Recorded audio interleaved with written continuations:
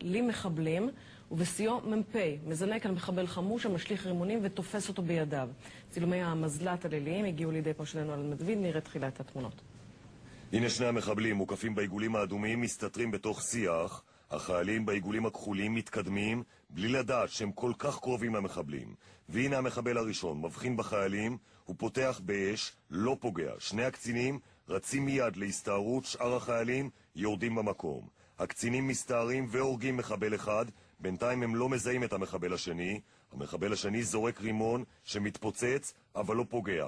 ואז מסתערים אליו שני הקצינים, המחבל מספיק לזרוק רימון נוסף, ואז שימו לב מה עושה המ"פ. הוא מרים את המחבל מן השיח ומשתמש בו כמגן אנושי מפני הרימון שזרק. הפיצוץ הורג את המחבל, אבל לא את הקצין.